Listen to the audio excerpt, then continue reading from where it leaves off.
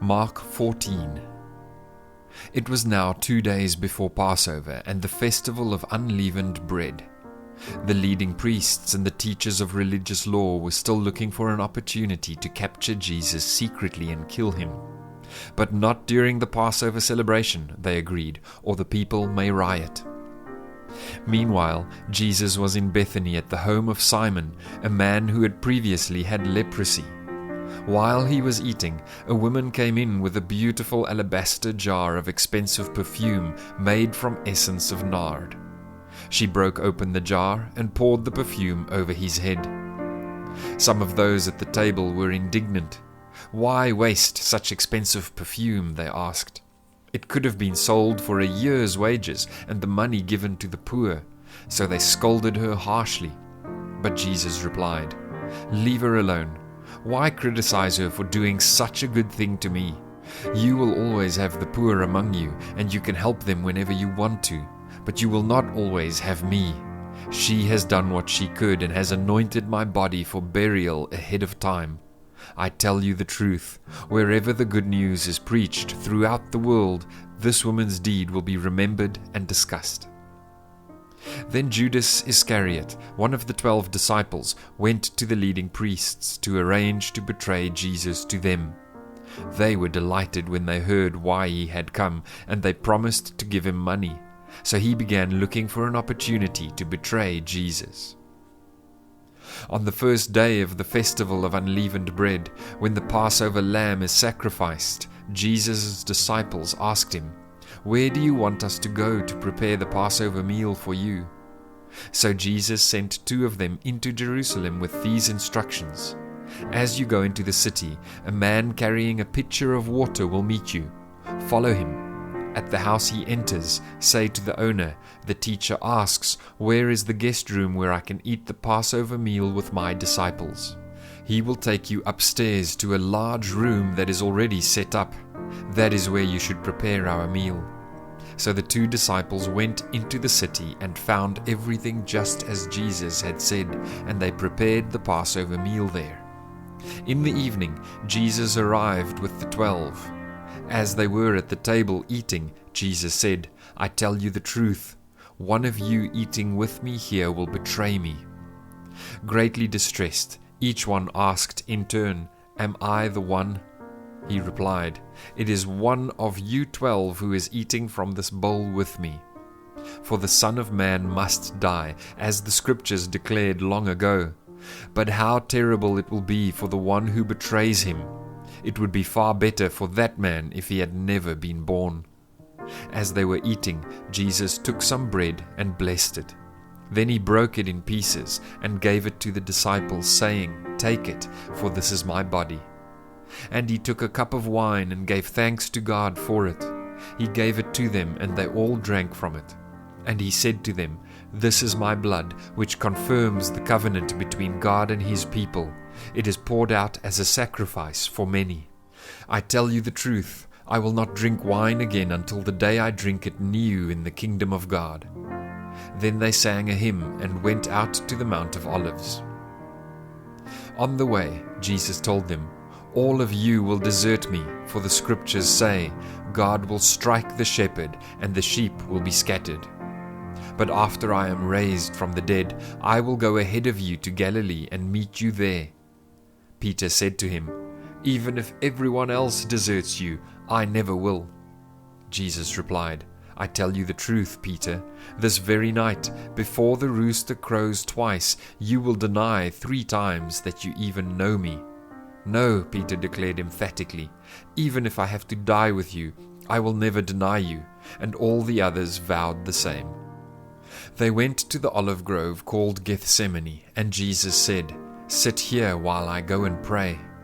He took Peter, James, and John with him, and he became deeply troubled and distressed. He told them, "My soul is crushed with grief to the point of death.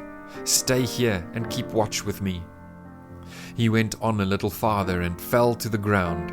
He prayed that, if it were possible, the awful hour awaiting him might pass him by. "Abba, Father," he cried out, "everything is possible for you. Please take this cup of suffering away from me, yet I want your will to be done, not mine." Then he returned and found the disciples asleep. He said to Peter, "Simon, are you asleep? Couldn't you watch with me even 1 hour? Keep watch and pray, so that you will not give in to temptation. For the spirit is willing, but the body is weak." Then Jesus left them again and prayed the same prayer as before. When he returned to them again, he found them sleeping, for they couldn't keep their eyes open, and they didn't know what to say. When he returned to them the third time, he said, "Go ahead and sleep, have your rest."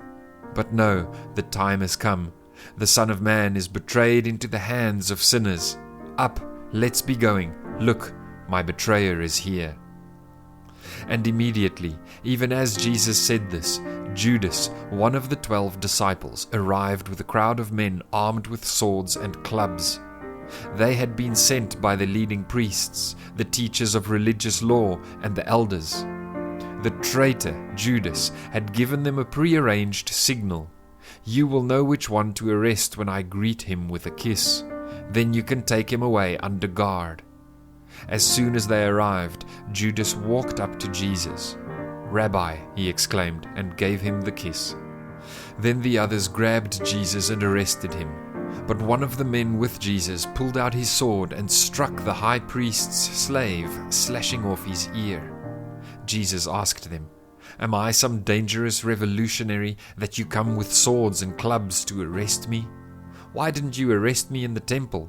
I was there among you teaching every day. But these things are happening to fulfill what the scriptures say about me." Then all his disciples deserted him and ran away. One young man following behind was clothed only in a long linen shirt. When the mob tried to grab him, he slipped out of his shirt and ran away naked. They took Jesus to the high priest's home, where the leading priests, the elders, and the teachers of religious law had gathered. Meanwhile, Peter followed him at a distance and went right into the high priest's courtyard. There he sat with the guards, warming himself by the fire.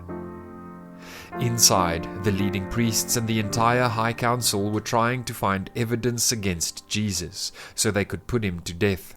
But they couldn't find any. Many false witnesses spoke against him, but they contradicted each other. Finally, some men stood up and gave this false testimony. "We heard him say, 'I will destroy this temple made with human hands, and in 3 days I will build another made without human hands.' But even then they didn't get their stories straight." Then the high priest stood up before the others and asked Jesus, "Well, aren't you going to answer these charges? What do you have to say for yourself?" But Jesus was silent and made no reply.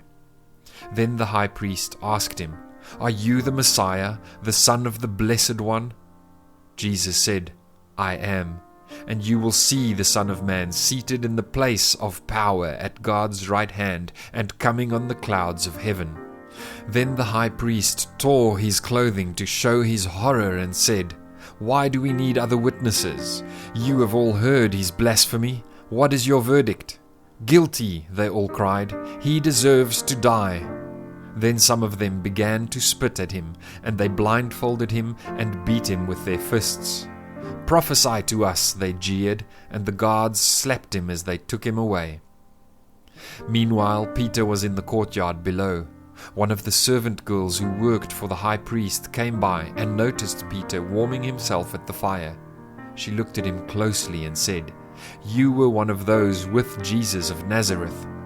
But Peter denied it. "I don't know what you're talking about," he said, and he went out into the entryway. Just then, a rooster crowed. When the servant girl saw him standing there, she began telling the others, "This man is definitely one of them." But Peter denied it again. A little later, some of the other bystanders confronted Peter and said, "You must be one of them, because you are a Galilean." Peter swore, "A curse on me if I'm lying. I don't know this man you're talking about." And immediately the rooster crowed the second time. Suddenly Jesus' words flashed through Peter's mind.